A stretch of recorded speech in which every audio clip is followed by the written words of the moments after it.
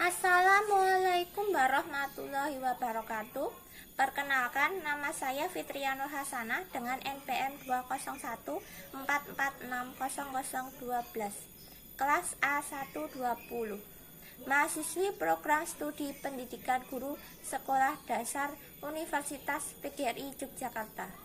Di sini saya akan menjelaskan media konkret yang telah saya buat.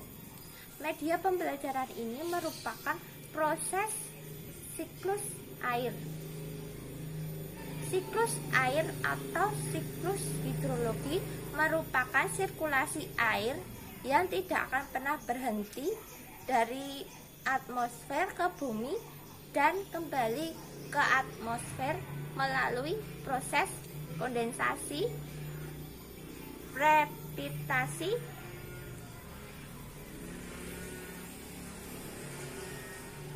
evaporasi, dan transpirasi. Siklus air diawali dengan air laut,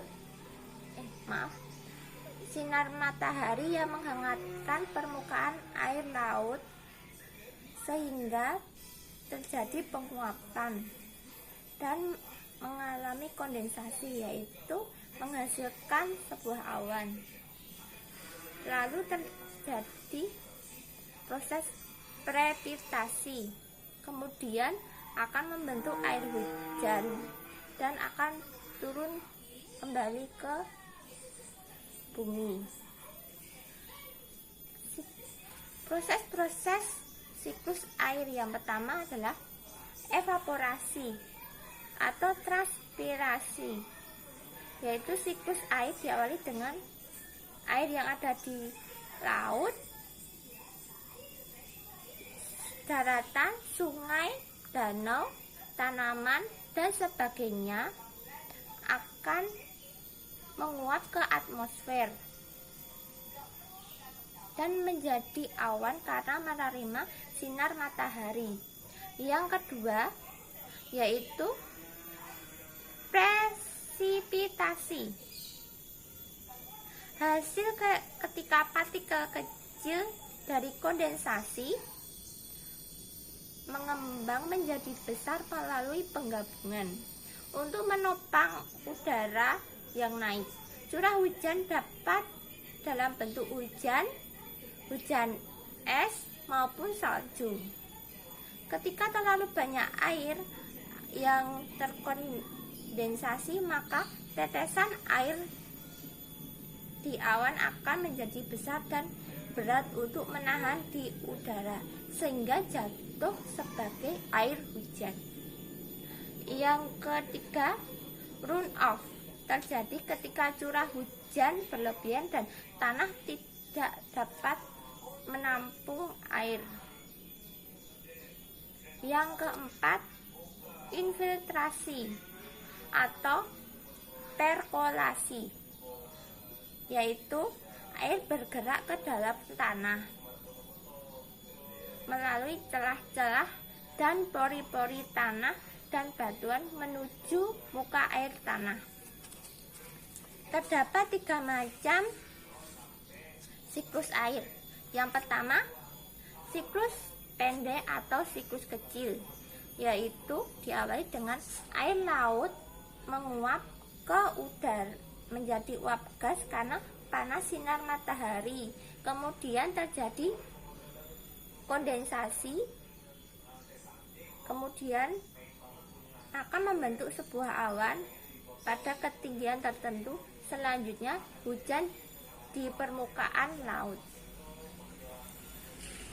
Yang kedua, siklus sedang, yaitu diawali air laut menguap menjadi gas karena sinar matahari, kemudian terjadi evaporasi, uap bergerak oleh tiupan angin ke daratan dan pembentukan awan. Kemudian turun hujan di permukaan daratan, air mengalir dan air akan mengalir di sungai menuju laut. Yang ketiga, Siklus panjang atau siklus besar diawali air laut menguap menjadi uap gas karena panas sinar matahari.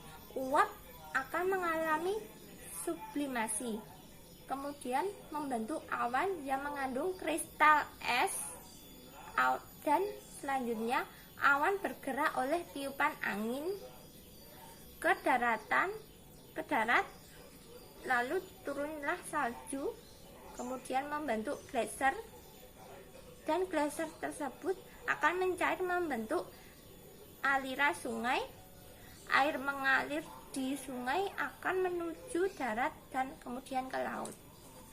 Media pembelajaran ini bertujuan untuk membantu guru dalam menjelaskan macam-macam dan proses-proses siklus air.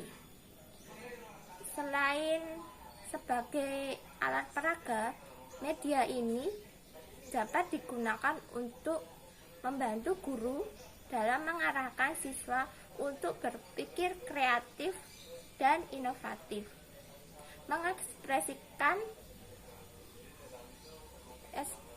tentang kreativitas mereka melalui media pembelajaran ini dengan cara membuatnya bersama-sama di kelas.